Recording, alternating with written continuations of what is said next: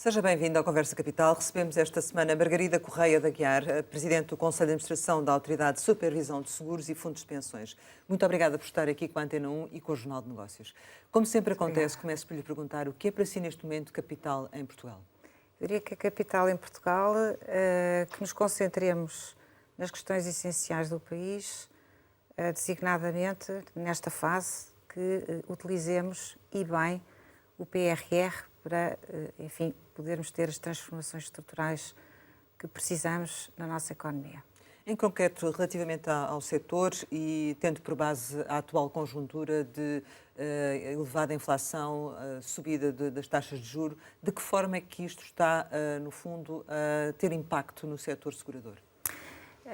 O setor segurador tem mostrado nos últimos anos uma elevada resiliência e capacidade de adaptação a choques adversos, como aquele que estamos a viver agora, e o que registamos é, no ramo não-vida, digamos assim, crescimentos sustentáveis. Portanto, o setor continua a oferecer os seguros que são necessários à nossa economia e à sociedade, evidentemente fazendo refletir nos prémios dos seguros, evidentemente, que a taxa de inflação, porque se reflete especialmente em alguns ramos nos custos de sinistralidade e, portanto, isso fará aumentar os prémios dos seguros. Relativamente a seguros do ramo vida, aí, de facto, a incerteza associada ao atual contexto macroeconómico, no fundo, acaba por influenciar as decisões que as famílias tomam quando têm que decidir fazer poupança através de seguros de vida, seguros de capitalização, etc. A incerteza é um fator aí muito importante. Por outro lado, também verificamos que no ramo vida, onde temos muitos seguros de risco associados, por exemplo, às operações bancárias, ao crédito bancário, havendo menos procura de crédito, evidentemente que também aí teríamos menos produção de seguros de risco, portanto, associados exatamente a esse tipo de atividade.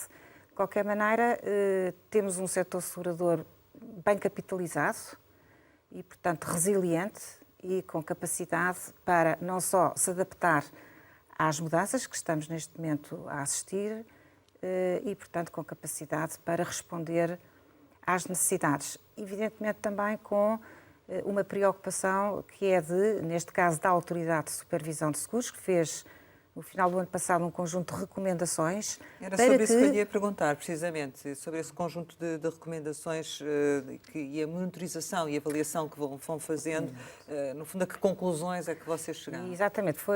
É muito importante que o setor segurador, enfim, na gestão que faz da sua atividade, enfim, adote um conjunto de medidas que protejam, no fundo, o rendimento das famílias. E foi nesse contexto que nós, o ano passado, emitimos um conjunto de recomendações, recomendações com ponderação nos ajustamentos tarifários, a flexibilidade no pagamento dos prémios dos seguros, por exemplo, a questão também da maior diligência, maior celeridade na resolução de sinistros. Mas acha que, portanto, como dizia há pouco, que o impacto da inflação, nomeadamente nos prémios, que está a ser devidamente contabilizado, digamos assim, ou seja, que não está a haver aqui nenhum excesso? Não, o excesso não haverá porque há concorrência e o mercado está a funcionar e, portanto, o mercado acaba por regular, digamos, os preços que são praticados. Naturalmente que o setor tem necessidade, e isso é óbvio, até porque não podem operar com explorações técnicas negativas, isso é um princípio básico, não é possível operar com exploração técnica negativa e, portanto, as seguradoras têm que fazer refletir nos prémios a taxa de inflação. Agora, devem fazê-lo com ponderação justamente para proteger os rendimentos das famílias. Isso está a acontecer? Isso está a acontecer. Há um conjunto de medidas que foram tomadas por cada seguradora, algumas medidas são um denominador comum, digamos assim, é um traço comum transversal ao setor e a ASF está a fazer a monitorização e há de haver aqui um momento, um checkpoint, em que faremos efetivamente uma avaliação mais concreta do impacto que essas medidas, que essas preocupações tiveram, digamos, no funcionamento do setor, designadamente neste objetivo concreto que é o de proteger o rendimento das famílias. E será quando que vai ter essas conclusões?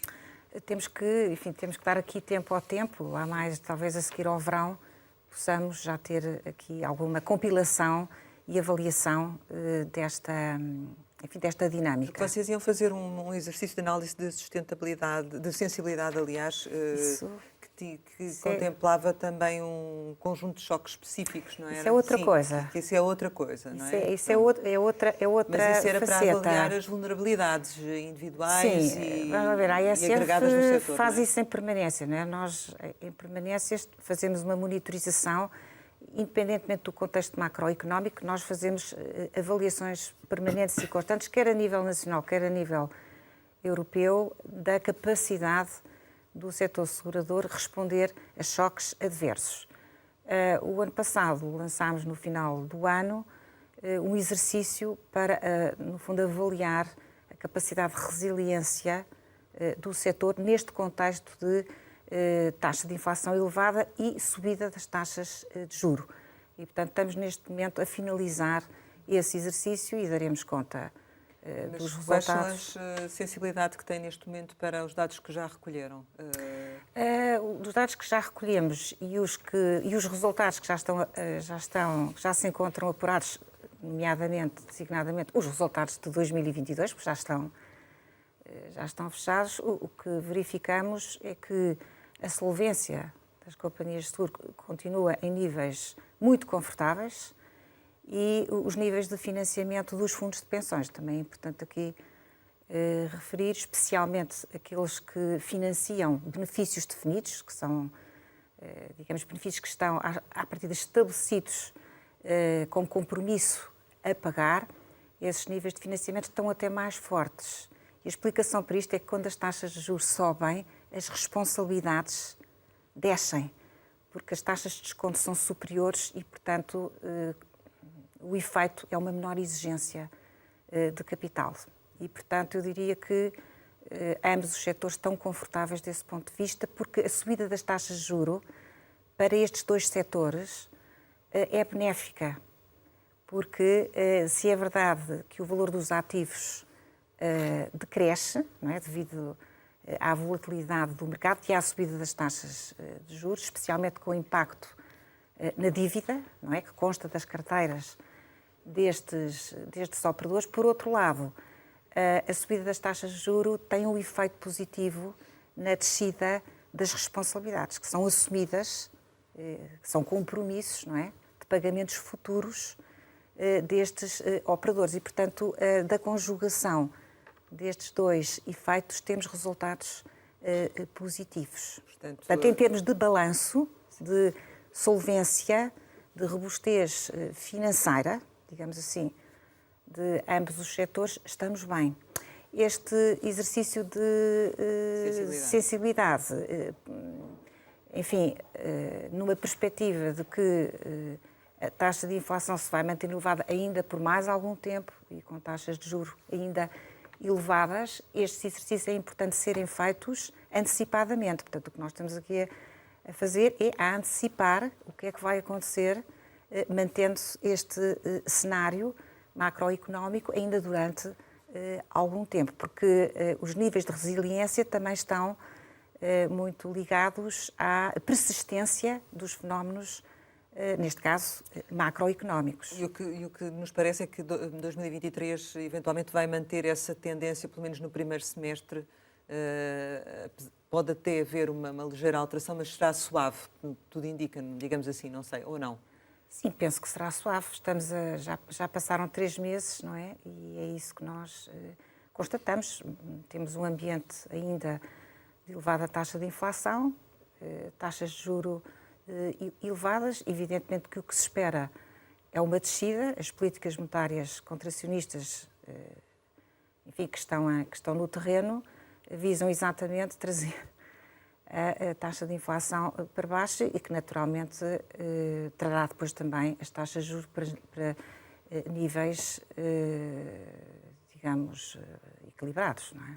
Ainda relativamente às famílias, em termos gerais, a sua perspectiva é que as seguradoras estão a cumprir, no fundo, esse objetivo de certo modo, sem pôr em causa o negócio, proteger as famílias? Porque, por exemplo, a certa altura houve uma recomendação para que nas renovações das apólices de seguro automóvel, multirrisco e saúde, que essas alterações fossem justificadas aos clientes, não é? Pronto. Ainda bem que faz essa... Sim.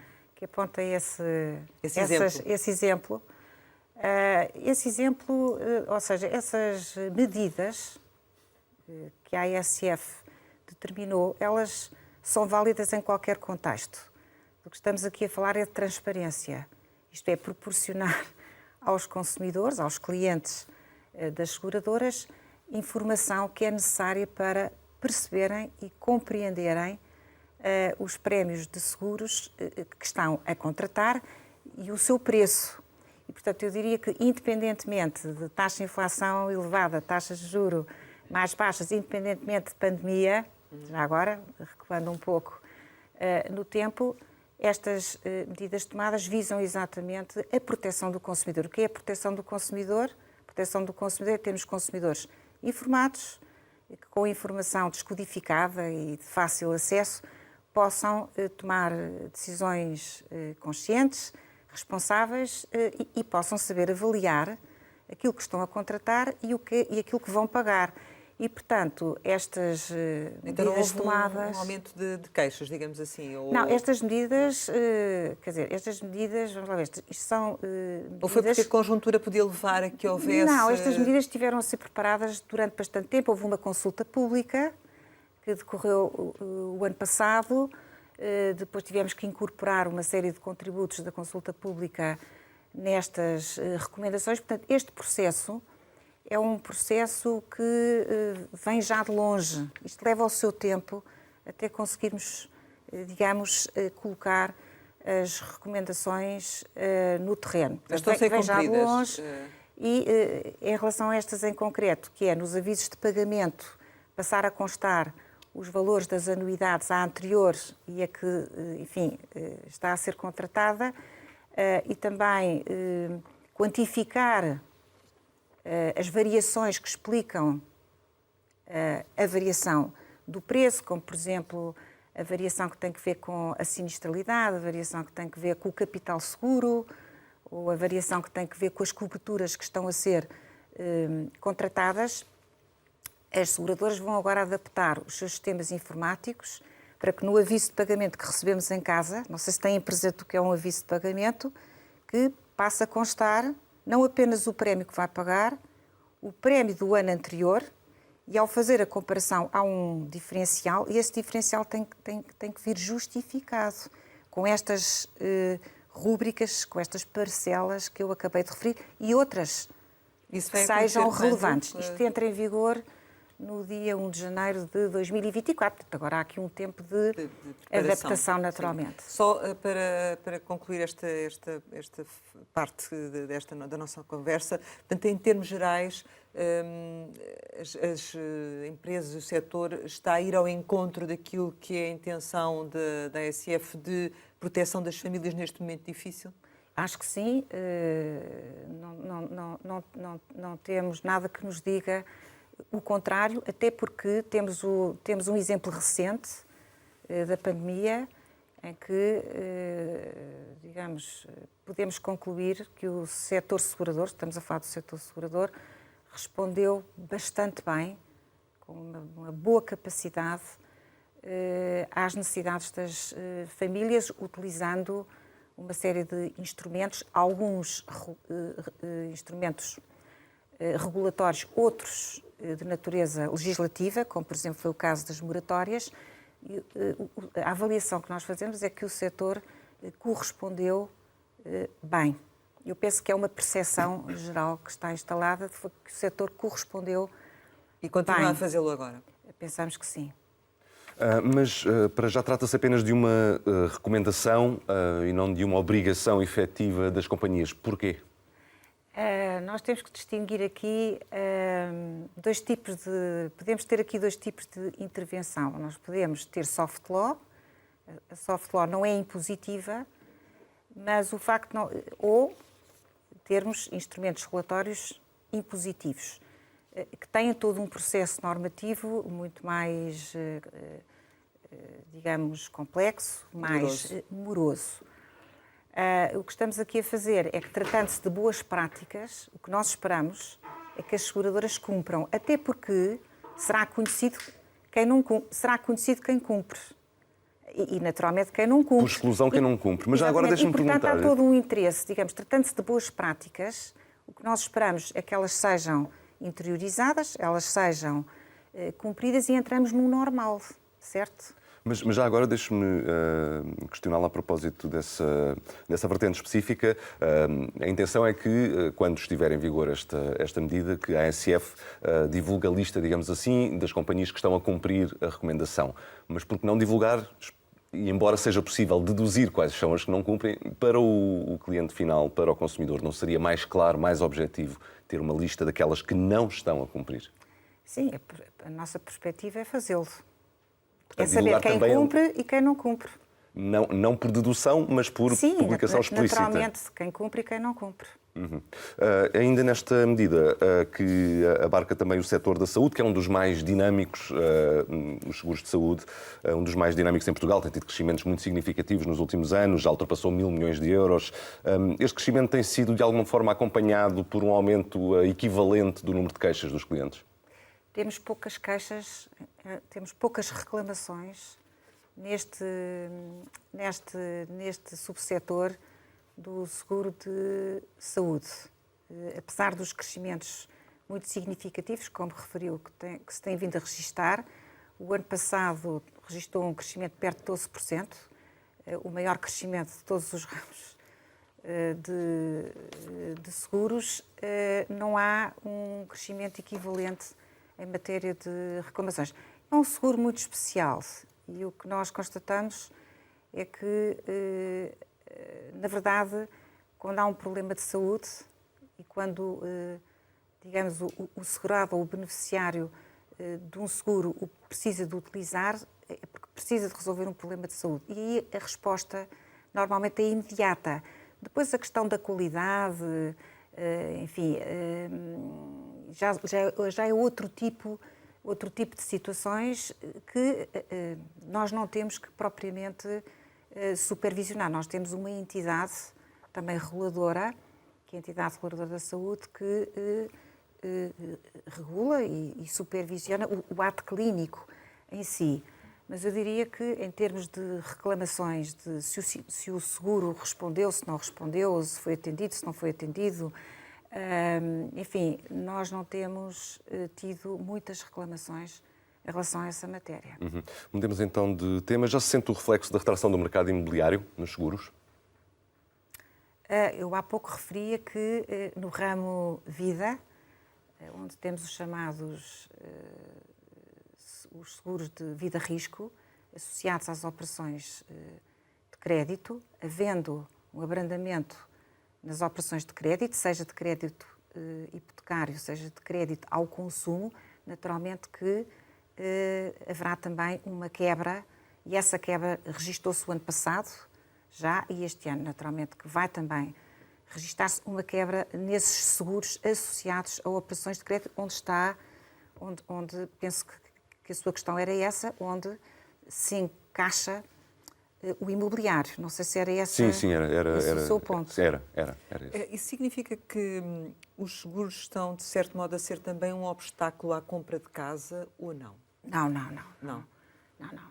Não há aí qualquer obstáculo, porque a operação de base é a concessão de crédito. Não havendo concessão Mas depois há aquele de plus, crédito... que é a questão da obrigatoriedade do seguro e o valor do seguro Sim, ser maior. mas Não enfim, lhe parece? Não me parece, e não tem sido, ao longo do tempo, um obstáculo a que se conceda crédito, quer crédito hipotecário, quer crédito não há concessão de crédito, mas ao consumo. enfim, há as contas que o consumidor tem que fazer, evidentemente, não é? É evidente que um seguro obrigatório acaba por onerar também o crédito, mas aí, quer dizer, o consumidor, o adquirente, terá que balancear os vários custos e benefícios das operações que faz. E essa é uma componente do custo total e do benefício total de uma operação de adquirir crédito para comprar habitação ou adquirir crédito para consumir, seja na aquisição de uma viatura ou Portanto, fazer não uma estamos viagem. a falar de aumentos impeditivos Não. a esse nível.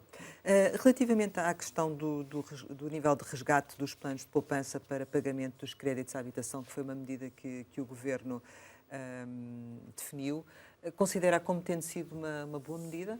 Sim, é uma boa medida, ou seja, são medidas excepcionais para situações extraordinárias. Desse ponto de vista, são medidas atendíveis. Portanto, não... E está a ser bem sucedida? Parece-nos bem. Não há muitos resgates.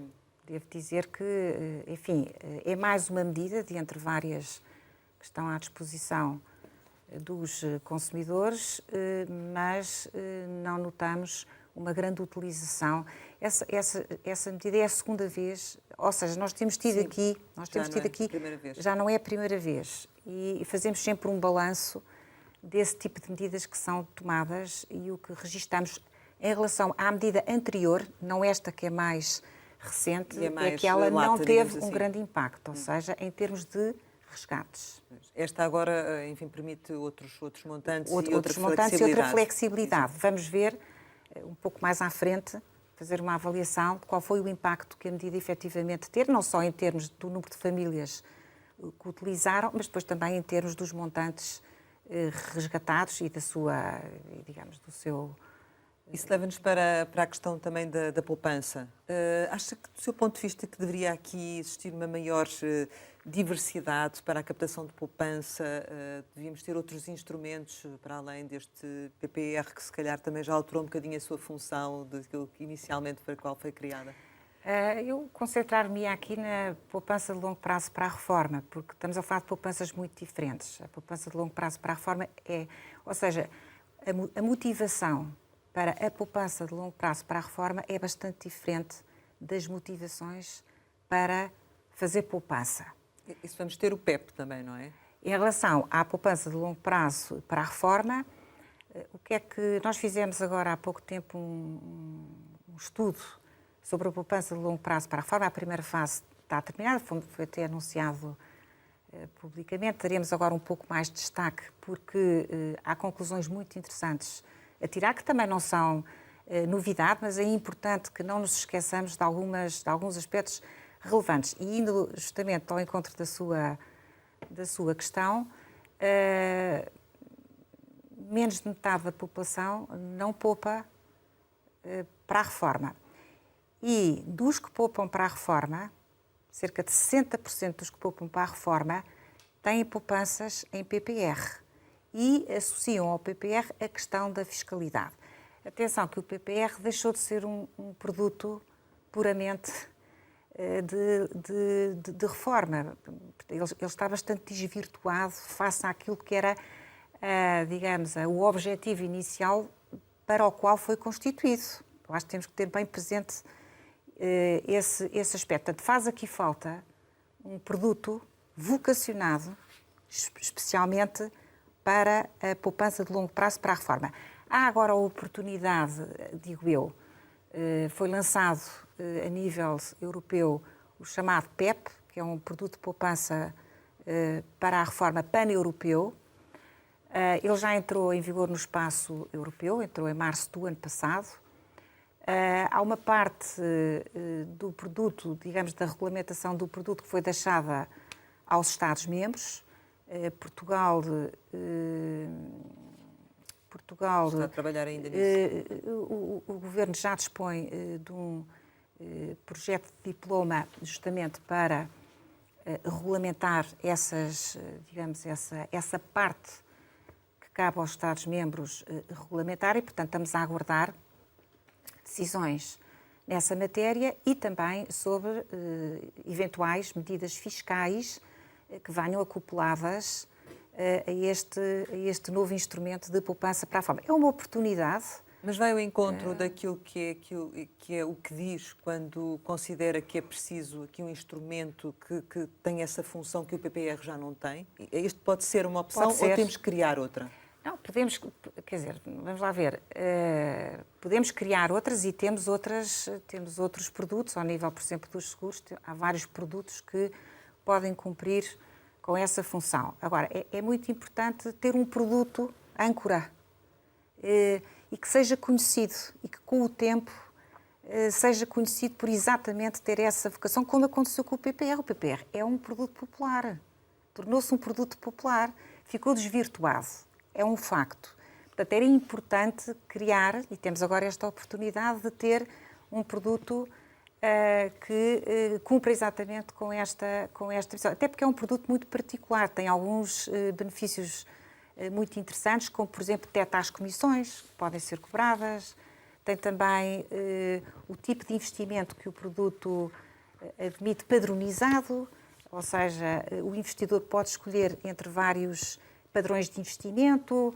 tem também a informação pré-contratual e contratual padronizada, é de muito fácil acesso, é um produto que vai ser essencialmente um produto digital, digamos assim, portanto, para as novas gerações é um produto bastante apelativo e, portanto, nós pensamos que é uma oportunidade de trazer para o mercado, para as famílias, um produto realmente vocacionado para a poupança de longo prazo para a reforma. Sim.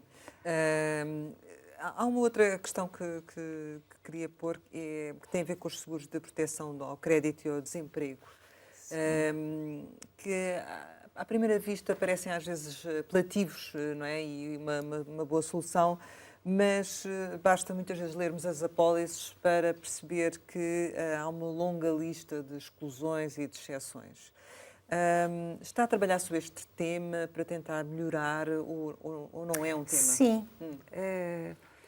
A ESF publicou, penso que foi em final de 2020, início de 2021, também um conjunto de medidas e de recomendações destinadas à venda de seguros acessórios. Penso que são esses seguros a que se referiu. E que,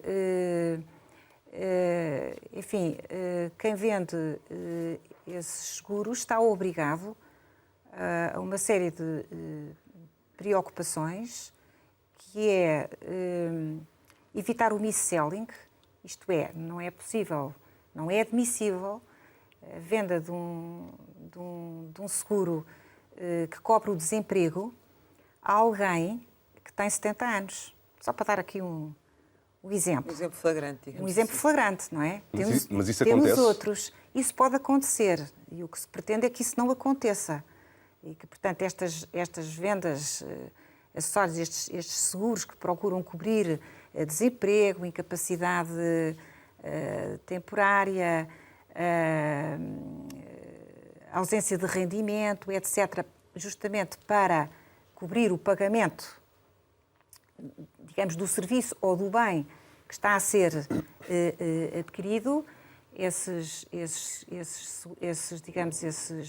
seguros têm que ser vendidos com um conjunto de cautelas e não são admissíveis um certo tipo de cláusulas e que, evidentemente, que nós fiscalizamos e que depois podem dar lugar a ações contraordenacionais relativamente às entidades que, na venda de bens e serviços que nada têm a ver com seguros, juntam seguros que têm estes efeitos que não são admissíveis. Portanto, eu julgo que se está a referir sim, a esses... muitas vezes com o financiamento do automóvel, com... Exatamente, mas há também um conjunto de medidas e de recomendações. É que o tempo, às vezes, faz-nos esquecer aquilo que vamos fazendo de final de 2020, início de 2021 e que nós acompanhamos e havemos de publicar agora vamos publicar muito brevemente o resultado, um primeiro resultado da aplicação dessas medidas relativamente a vendas acessórias de seguros. E estes resultados vão levar a essa conclusão, ou seja, que existem realmente estas práticas que estão a acontecer. Esperamos não encontrar, esperamos dar resultados, apresentar resultados que mostram que há uma redução, uma mitigação dessas práticas.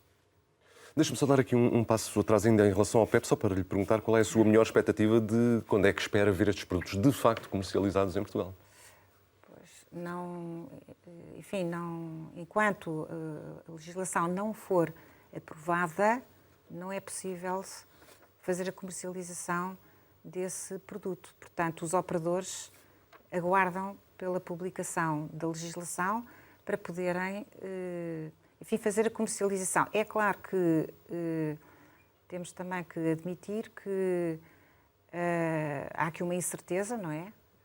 Acerca do momento em que isso vai acontecer e da fiscalidade que vem acoplada, porque aí a fiscalidade também vai ser importante para determinar as estratégias. E o interesse, não é? As estratégias, por um lado, dos operadores das empresas de seguros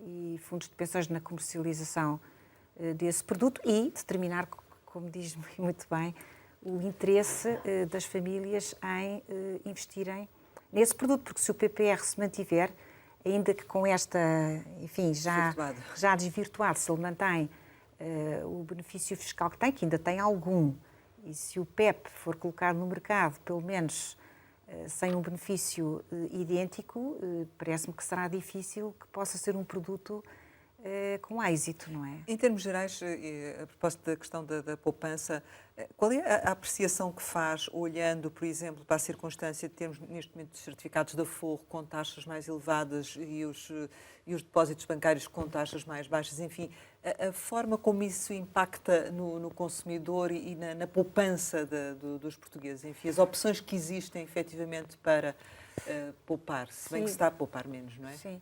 Sim, nós temos níveis de poupança historicamente baixos, embora no passado já tivemos níveis de poupança elevados, mas estamos sempre muito abaixo daquilo europeia, que é a média europeia. Mesmo durante a pandemia houve um crescimento da poupança, percebe-se porquê, mas sempre abaixo dos crescimentos também registados nessa altura no espaço europeu.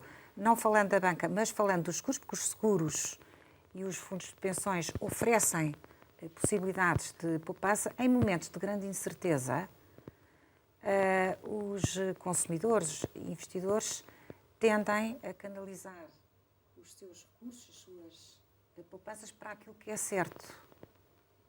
E, portanto, o que nós estamos a notar também no setor segurador e no setor dos fundos de pensões é uma transferência de recursos para áreas onde essa incerteza não existe, nomeadamente certificados de Forro. É fácil de investir, é seguro, é barato, como se costuma dizer, e proporciona rendibilidades certas e também com uma enorme facilidade de mobilização para uma eventual necessidade de ter liquidez. E, portanto, isto é o resultado de um ambiente de grande volatilidade nos mercados. Mas talvez uma aposta maior nesse tipo de produto fizesse sentido por parte do Estado, por exemplo?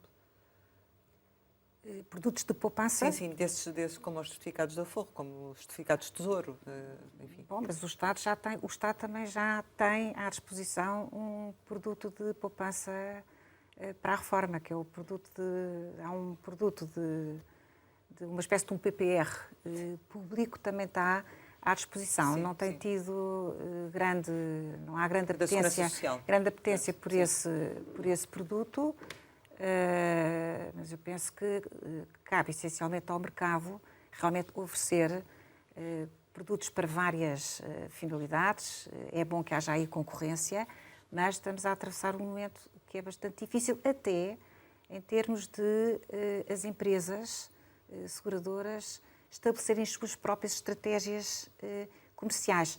A nossa expectativa é de que, havendo aqui sim, digamos, uma expectativa de realmente descida das taxas de juros, da inflação e das taxas de juro, que comecem a surgir produtos com outras características, eventualmente com garantia de capital, e que, portanto, haja, digamos, um impulso comercial por parte das seguradoras que estão a aguardar também Na expectativa. A expectativa e, portanto, esta incerteza não está só do lado, é uma incerteza que no fundo, é sistémica, não é?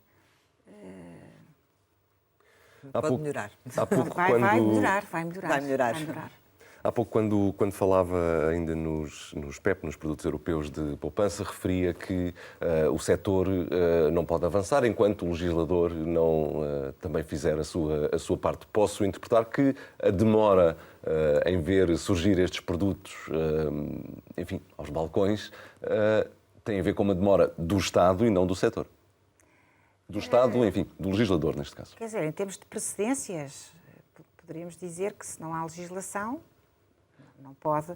Agora, mas o setor também pode adiantar o seu trabalho. Exatamente, era isso que eu lhe disse. Isso não podemos daí concluir que, imagino que amanhã tínhamos a legislação completa, todo o quadro legislativo e regulatório completo.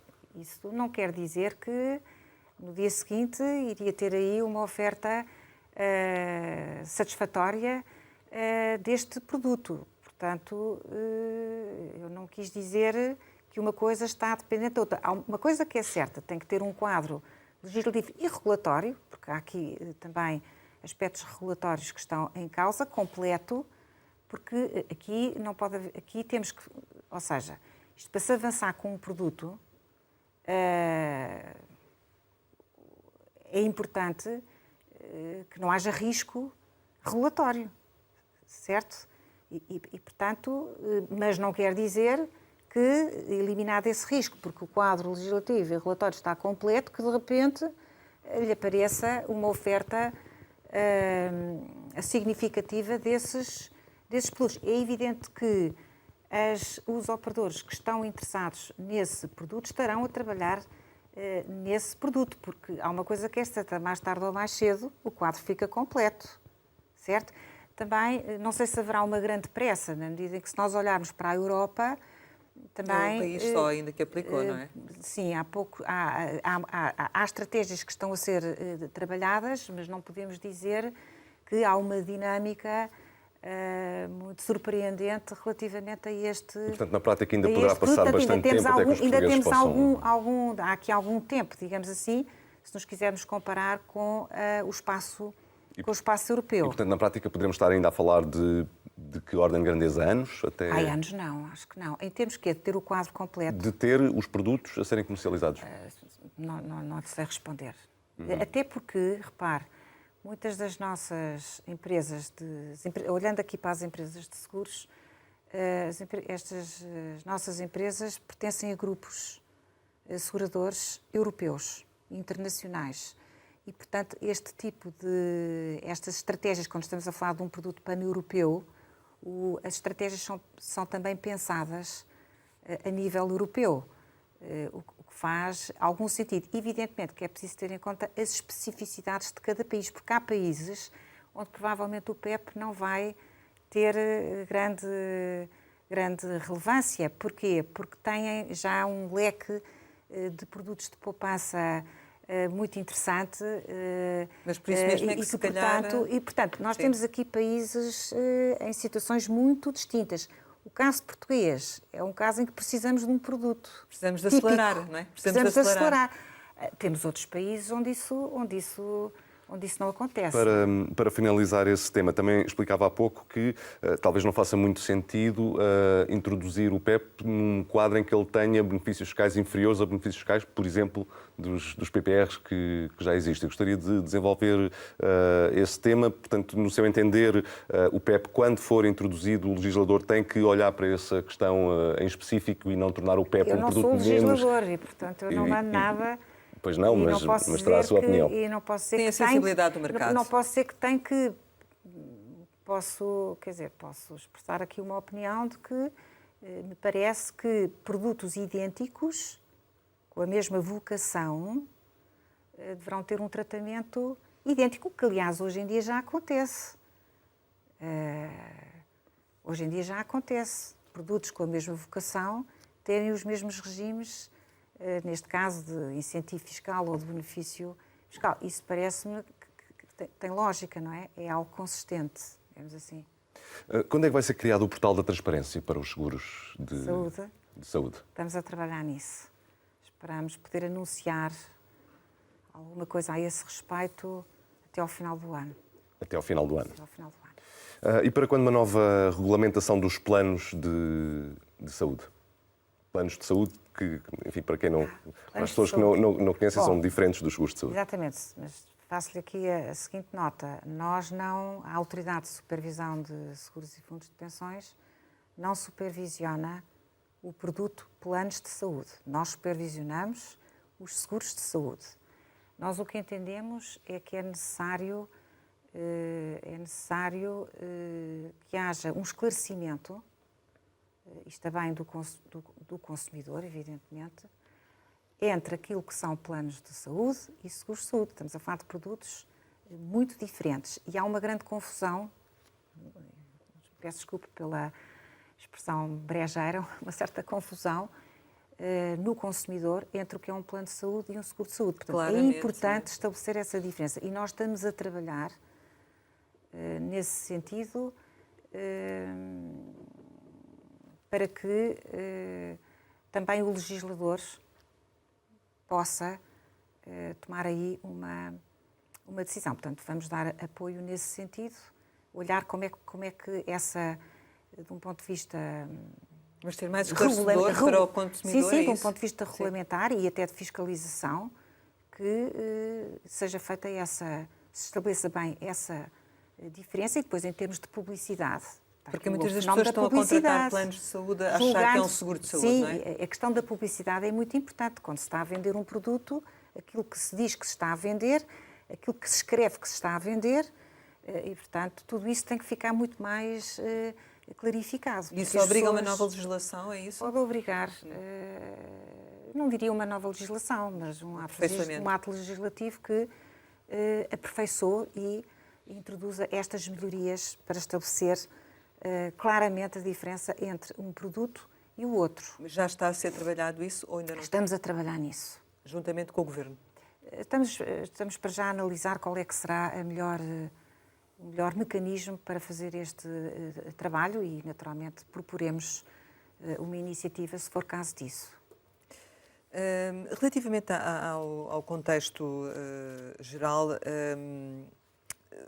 há cerca de 60 seguradoras, não é? mas sob a supervisão, creio que são 37 ou 38, é essa a lógica. Isto é um número que se encaixa na dimensão do nosso país. O mercado tenderá aqui também a haver alguma concentração ou nem por isso? Não, nós temos, vamos lá ver, temos 63 empresas de seguros a operarem em Portugal. Referiu muito bem, até me trouxe à memória, as 37 que temos sob supervisão prudencial direta desta autoridade e depois as restantes são sucursais, que também estão sujeitas a supervisão prudencial, mas pelos países de origem, das casa-mãe, digamos assim. Eu acho que o nosso mercado é um mercado que tem concorrência, tem muitos players, tem áreas tem, digamos, seguradoras nichadas em áreas muito específicas de atuação. Temos seguradoras do ramo vida, temos seguradoras mistas, temos seguradoras do ramo não vida e, portanto, temos um mercado concorrencial e temos um mercado que funciona bem.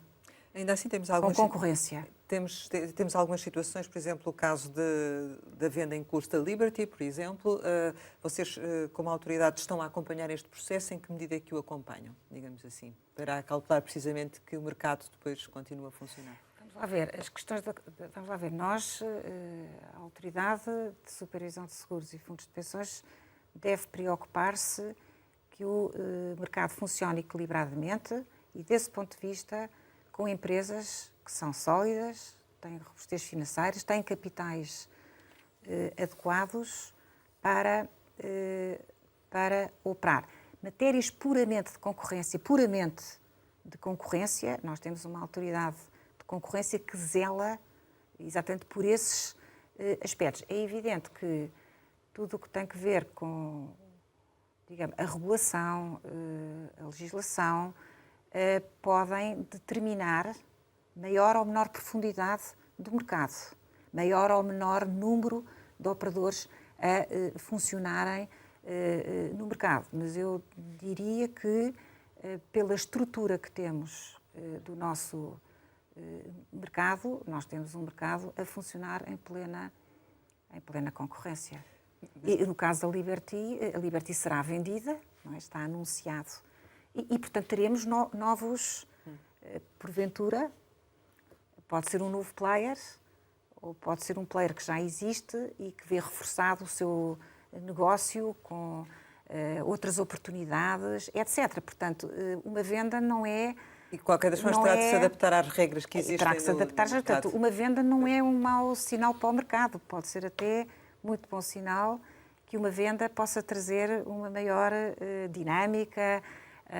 Então, portanto, temos que ver. Por exemplo, o caso também da Fidelidade e de uma eventual saída da Fosun da Fidelidade, apesar de ter um impacto eventualmente grande, porque é a maior seguradora do país, também do seu ponto de vista não seria preocupante? Mas a Fidelidade é a Fidelidade. A Fidelidade é uma empresa portuguesa que opera em Portugal, tem um acionista, pode ter outros acionistas, mas o que é importante aqui referir é que a Fidelidade é uma empresa portuguesa. Está em Portugal, está aliás noutros países também, já tem uma estratégia de internacionalização e, portanto, está a cumprir bem o seu papel como operador em Portugal. Mas uma eventual, enfim, falou-se que a Fosun está a vender ativos, disse que não ia fazê-lo aqui em Portugal, mas isso leva a autoridade a estar mais atenta ou a tomar qualquer tipo de atitude ou não? Ou já foge um bocadinho à vossa atuação? Não, quer dizer, nós na nossa supervisão corrente também nos preocupamos com as estruturas acionistas dos operadores. Temos que o fazer também, portanto, isso faz parte da supervisão corrente das atividades, conhecermos os acionistas, sabermos o que fazem, também qual é a sua robustez financeira, quais são os seus projetos para o país, etc. Isso faz parte e pediu algum esclarecimento, neste caso, na altura, quando começaram a surgir as notícias? Eu não posso. Gostaria de estar a tratar de casos em particular por razões óbvias, não é? Mas, portanto, isso faz parte, digamos assim, da gestão? Faz parte, não só faz parte em relação à Fidelidade, como a quaisquer outras empresas. Incluindo, por exemplo, a UNA, não é? Como é que a ASF olhou para o resultado da UNA Seguros em 2022 e que acompanhamento está a fazer deste caso? Não vou pronunciar sobre empresas em particular. O que eu lhe posso dizer é que os operadores, para estarem, as empresas de seguro que operam em condições, isto é, se não reúnem as condições para operar, não poderiam operar. E, portanto, podemos concluir que se a UNA continua a operar é porque a ASF considera que tem condições para operar. Exatamente. E, portanto, os clientes da UNA podem ficar descansados. Absolutamente. É uma empresa que está a funcionar no mercado com normalidade e em condições de o poder fazer. O mundo ficou a conhecer há relativamente poucas semanas a questão do Credit Suisse. A ASF comunicou que a exposição do setor não é significativa, um pouco mais de 100 milhões de euros no total, mas a exposição indireta é impossível de calcular. Há motivos para recear um possível impacto em Portugal? Olhando para o setor segurador e dos fundos de pensões, o impacto é, eu diria, absolutamente marginal. Acabou de referir os números, é um impacto marginal e a informação que tenho relativamente ao setor financeiro, incluindo, portanto, o setor bancário e o setor mercado de capitais, as informações que temos é que o impacto é muitíssimo reduzido. Eu diria que não é propriamente um impacto, sendo marginal e reduzido, tem uma expressão que não é uma expressão que nos deva preocupar. Agora, temos de estar sempre vigilantes sobre vigilantes em relação ao futuro, mas não há aqui nenhum motivo de preocupação por estas exposições que foram, enfim, registadas neste contexto destas duas, penso que se refere também aos bancos americanos, a estas duas situações que ocorreram. E, portanto, as pessoas não têm que estar receosas pela solidez das empresas financeiras. Mesmo a nível europeu, europeu, a exposição é uma exposição... Mas a exposição que é possível calcular é direta. Há sempre a indireta e essa pode ser motivo de preocupação. Claro, mas mesmo a indireta é possível calcular. Porque, por exemplo, no caso das seguradoras e dos fundos de pensões, que podem investir em veículos de investimento coletivo, certo? Nós sabemos qual é a composição dos ativos desses veículos de investimento coletivo. Portanto, nós conseguimos saber no final qual é a exposição total, a direta e a indireta. E esta exposição que estamos aqui a falar é a exposição total. Os 100 milhões, cerca de 100 milhões. Inclui também essa indireta. Essa dimensão que estava a referir. Mudemos então de tema. A Associação Mutualista Montepio já entregou um novo plano de convergência à ASF? Não entregou, nem tem que entregar. Entregou um plano que não cumpriu. E, portanto, não tendo cumprido, não cumpriu. Certo, mas a Associação tem um prazo, que é muito dilatado, é certo, mas tem um prazo para o fazer. Sim, mas tinha que apresentar um plano, o que cumpriu, apresentou. E esse plano foi um plano que não satisfez ou não satisfazia os objetivos. E, portanto, a ASF, que tinha a incumbência de acompanhar e decidir no final sobre esse plano de convergência, tomou a decisão que tomou e que é conhecida publicamente.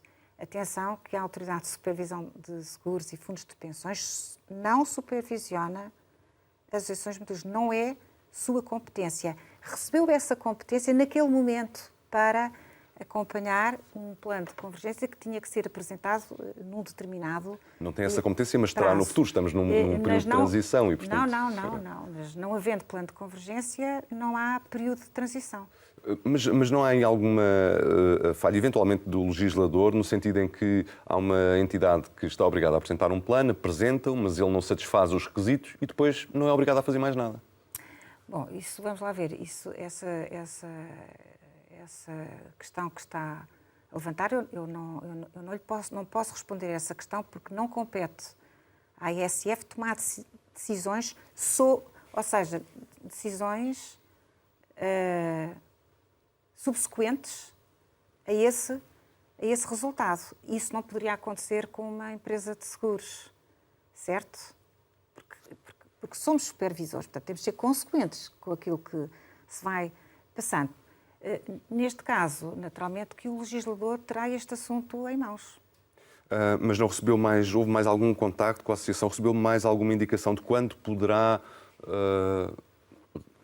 a Associação entregar uma nova versão do plano, de forma a que ele seja... Não é suposto entregar, entregou uma vez e esse plano não teve... Até lá a regulação continua com o Ministério do Trabalho. Não foi validado e, portanto, desse ponto de vista, não nos compete agora fazer mais nada, a não ser prestar todo o apoio técnico que possamos prestar, como, aliás, sempre fazemos, não é? Mas já agora, nesse processo, quantas vezes é que a ASF chumbou o plano, perdoa-me a expressão? Não, só se chumba uma vez. Há um plano. Portanto, ele não foi atualizado... O plano não corresponde e, portanto, não foi validado. Eu calculo que, não estando a ASF formalmente, obviamente, a supervisionar a Associação Montepio, também não quero comentar o facto de a auditora das contas da Associação Montepio manter ano após ano reserva às contas. Não podemos comentar, nós, e mesmo que fôssemos supervisor, já tinha referido aqui que não faria comentários particulares sobre este ou aquele operador, mas, na verdade, não temos que comentar, não temos que comentar.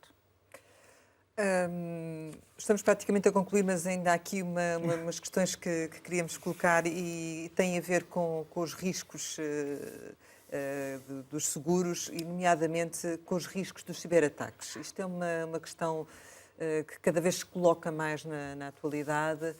Vamos ter seguros que façam a cobertura destas situações ou não? Vamos ter, mas é uma área muito complicada. É uma área onde existe um elevado protection gap, isto é, há pouca oferta de seguros nesta área para cobrir esses riscos. Ou seja, há para um investimento grande, para grandes investimentos com bastante capital, não é? Pois, não é para o cidadão comum, digamos assim. Pois, eu diria que, vamos lá ver, a questão da cibersegurança passou a ser uma questão premente.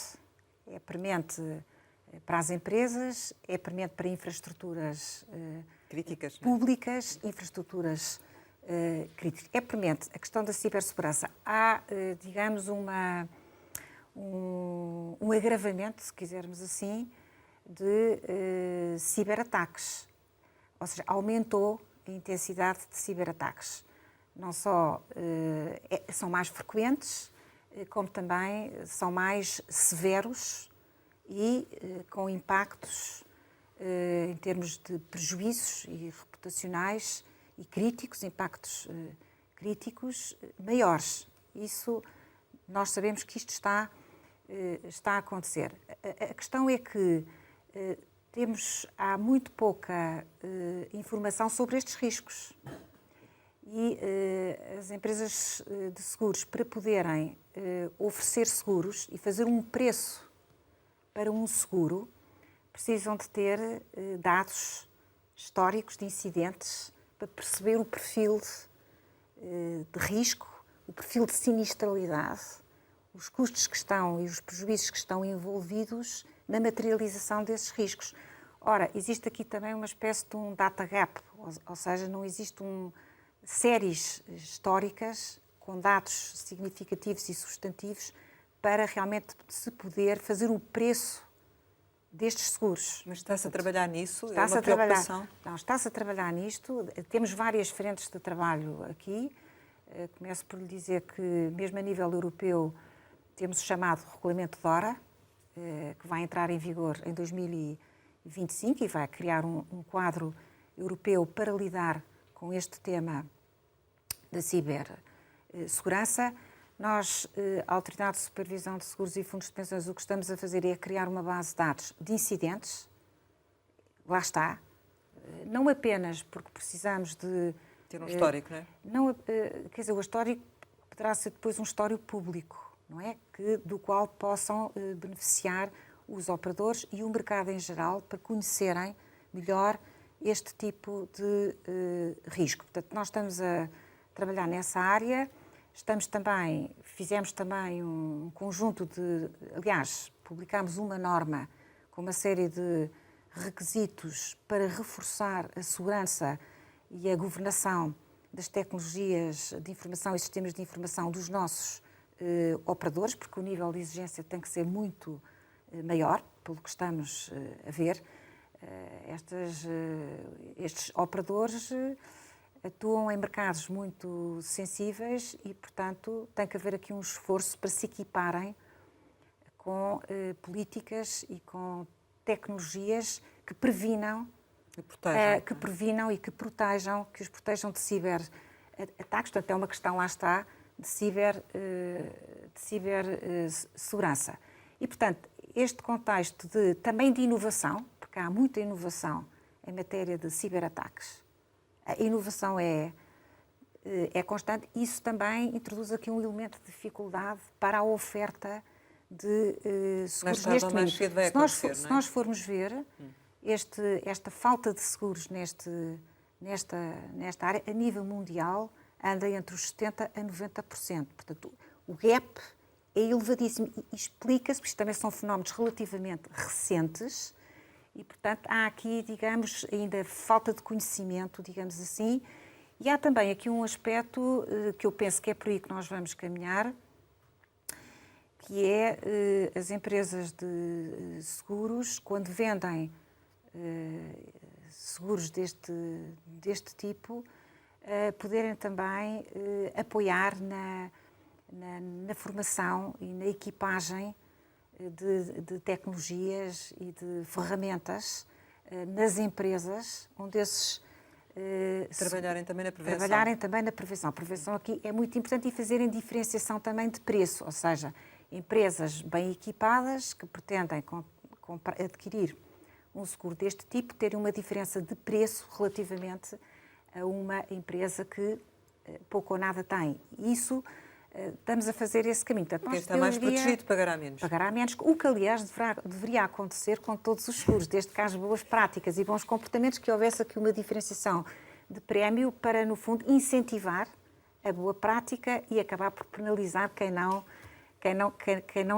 tem essas boas práticas. Relativamente à proposta que vocês estão a trabalhar também do Fundo de Risco Sísmico, ela está a avançar, quando é que vamos ter resultados?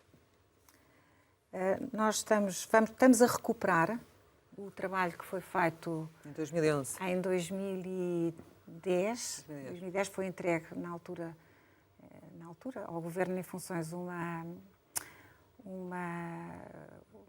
proposta, era já, digamos, um chave na mão para a construção de um fundo sísmico. Depois isso não avançou porque o Governo da altura cessou funções.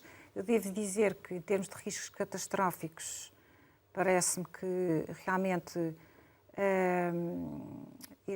os fenómenos sísmicos, e nós temos esse risco, não vale a pena negá-lo, eu acho que é o mais gravoso de todos e é muito preocupante a tal falta de cobertura que temos. O tal protection gap é bastante preocupante, o nível desse protection gap. E, portanto, então, imagino que estejam a acelerar o vosso trabalho. Estamos a trabalhar nesse sentido, encontrar aqui uma solução que, no fundo, permita acumular capital com antecedência, que permita fazer uma mutualização do risco, que permita preparar a resposta a um eventual evento de más consequências, digamos assim, e que permita também, se nós tivermos este instrumento, haverá uma capacidade de resposta muito mais rápida, porque as avaliações serão mais rápidas, os pagamentos serão mais rápidos, a reconstrução será mais rápida. E, sobretudo, haverá mais capital.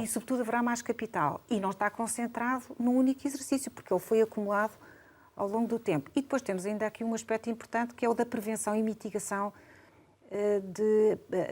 a prevenção e a mitigação, porque nós também temos que perceber que tudo devemos fazer para que, no caso de ocorrer um evento deste tipo, que haja resiliência física, digamos assim, pelo menos, não é? Física, para digamos, resistir a esses fenómenos. Portanto, há todo aqui um trabalho a montante. Quando é que espera ter o vosso trabalho concluído?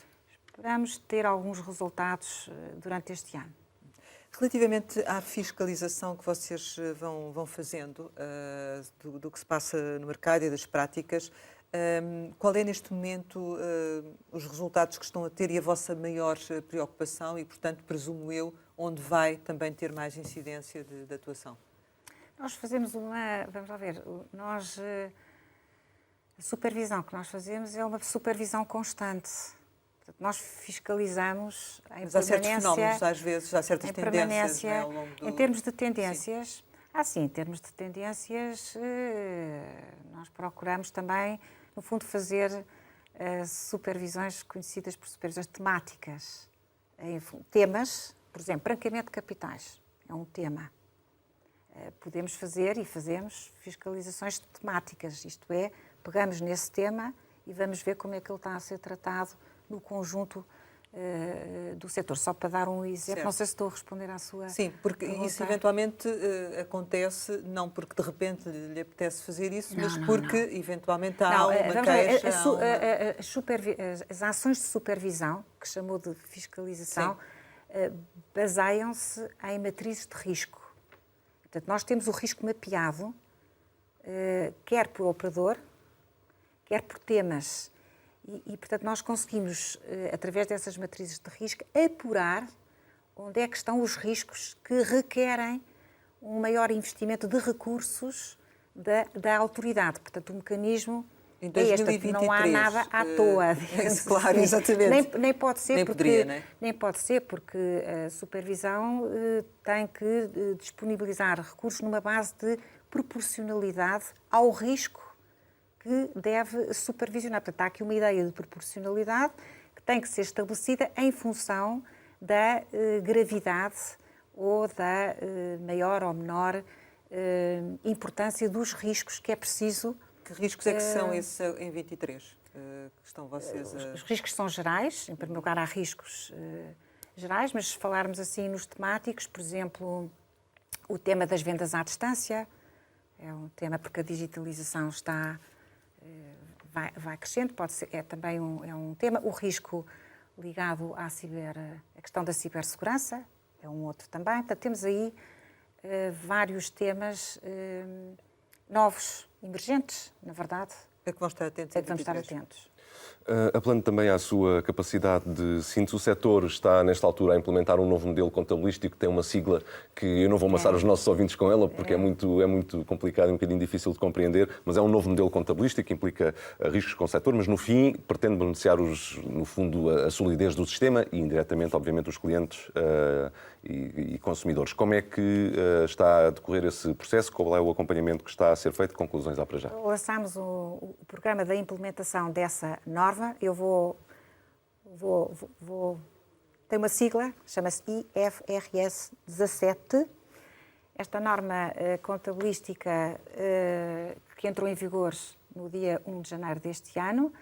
Nós lançámos um programa em 2019 para fazer a implementação desta nova norma contabilística, que culminou com um novo plano de contabilidade no final do ano passado. O programa correu muito bem, foi um trabalho também feito Fizemos o nosso trabalho e sempre em articulação e boa cooperação, devo dizer, com a APS, com a Associação Portuguesa de Seguradores, e, portanto, estamos numa fase de fechar o programa.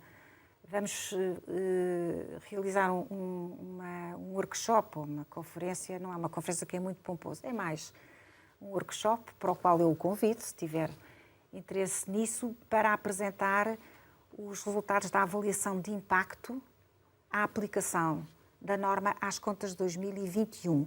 E com este workshop, que será realizado no final de maio, encerraremos, digamos, este programa, que foi o programa da implementação desta norma contabilística. Posso dizer que eu penso que é um programa win-win. Acho que estamos satisfeitos com os resultados e penso que o setor segurador também envolveu muito investimento, muito tempo, mas tínhamos que o fazer, não é? Acho que correu bem. Qual a previsão que tem para o setor em 2023, em termos de resultados? O que é que poderá acontecer? Em função também do que aconteceu em 22? Penso que vamos continuar a ter resultados consistentes e, portanto, a ideia de sustentabilidade em relação ao setor segurador, julgo que é esse setor que está a questionar. Portanto, vamos ter resultados consistentes, vamos manter a sustentabilidade, digamos, dos capitais que estão afetos à atividade das seguradoras. Acho que o setor vai manter-se resiliente, com boa capacidade de resposta e, portanto, desse ponto de vista, e a crescer. Tem tido crescimentos sustentáveis no ramo não-vida e no ramo vida está muito dependente da evolução que se vier a verificar em relação à taxa de inflação, taxas de juros. Como é que acabou 22 em termos de resultados? Acabou bem. Acabou com bons resultados. É importante que as empresas tenham bons resultados. Tem os valores? Tem de memória ou não? Não tenho aqui de memória, mas posso lhe dizer que, portanto, acabou com bons resultados. Penso que se está a referir a lucros. Certo. Os lucros são muito importantes. É importante que as empresas possam gerar lucros e lucros consistentes e sustentáveis, porque isso é a única forma de ter estas empresas com capitais adequados para operar, e empresas com capitais adequados são empresas que têm robustez financeira, e a robustez financeira é importantíssima para a confiança, para ter capacidade de resposta para satisfazer necessidades, para investir em tecnologia e investigação, para trazer investidores de qualidade para esses operadores. Portanto, eu diria que é importante que tenham bons resultados.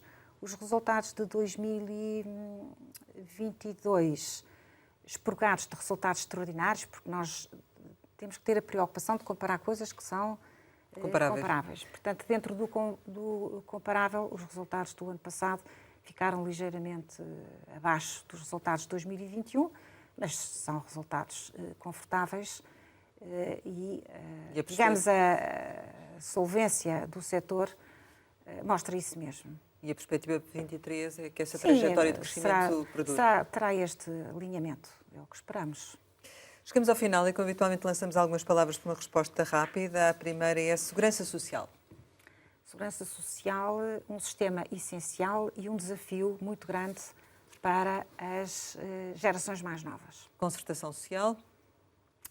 Um local muito importante para patrões e trabalhadores se concertarem. Corrupção. Corrupção, um cancro que corrói a confiança nas instituições. Dívida pública.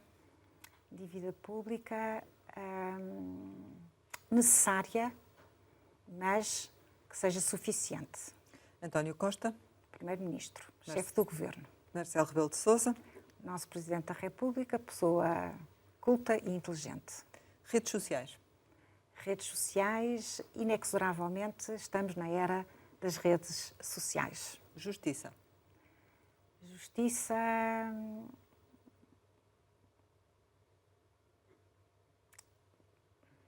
Precisamos de fazer melhor no nosso sistema de justiça. Seguro.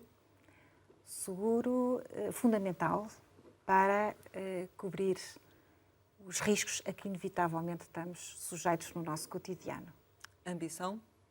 Ambição útil, mas com a medida certa.